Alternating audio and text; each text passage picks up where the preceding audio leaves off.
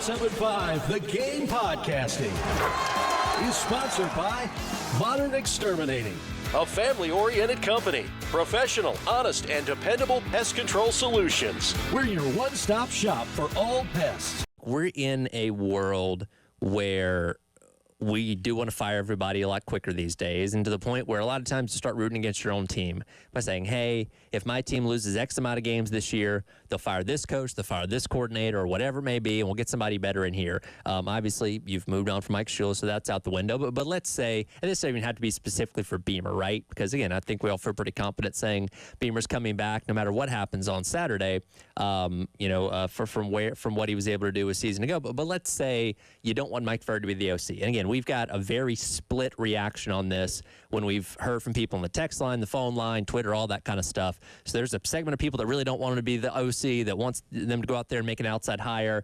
And, I don't know what Beamer's thinking is on all this, but let's say, if Furry goes out there and puts up a ton of yards and a ton of points on Clemson, maybe that's enough to give him the job. There will be, we'll call over under 2.5 opportunities to hit a deep ball on Clemson secondary was a flat-out breakdown, much like what happened in the Duke game, and there's been other opportunities. You're going to get that chance. Nick Harbor and Jaden Sellers will be kind of those two guys. Now, the question will be, and Vandravius Jacobs, I'll throw him in there as well, who all of a sudden disappeared. I'll be honest. Yeah. There was one point this year where we're like, Vandravius Jacobs will become a wide receiver one. Because he had back-to-back 100-yard games. Number 4 trotted out there on Saturday. I was like, wait, who's number 4 again? I had to look back up, and I was like, oh, where's he been? Yeah. Last few weeks. But when the play happens on Saturday, you have to hit it. You do. We have seen plays this year where that South Carolina has missed.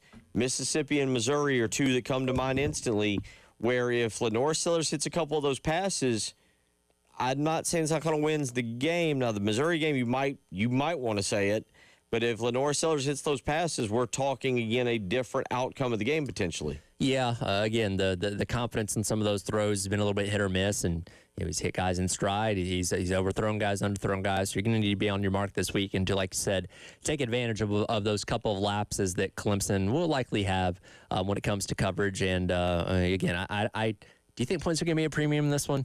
Like, I don't see this as some high-scoring shootout. I think it's like a lowish 20s type of game. But I don't think it's the South Carolina's defense has been better, but I think it's a bumble your way to a South Carolina still does stuff offensively, in the last 8 quarters that I'm still like, if it was Mike Shula, I'd be like, sure.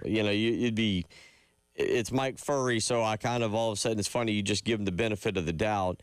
But one thing we can pretty much guarantee is there will be a 3rd and 1 or probably a 4th and 1, and it'll be short, and South Carolina's going to run it up the middle. South Carolina has been 5 particular games, again, where they've either gone to the 4th quarter leading 3 of those games. 2 of the games they were down by a score. LSU down at least a touchdown or less. LSU and Mississippi, and they've not closed out. I do want to ask tomorrow or Friday, is there going to be a moment in the game Saturday where you feel comfortable? Or is it just simply when there's 3 zeros on the clock in the 4th quarter and, is there a point? Because that's been South Carolina football this year where, quite frankly, you can't feel – I don't know when people truly felt – you said 37-0 at halftime on Saturday when they kicked the field goal. Yeah, I was maybe a little before that. I don't think they're coming back after that. If you can guarantee me they have – a 4-touchdown lead with 5 minutes to go, sure. Even then. But I don't think we're going to get to that point. I don't think there's going to be any moment of true ease until you're A, clock at 0, B, you're kneeling to run the clock out in the final couple minutes.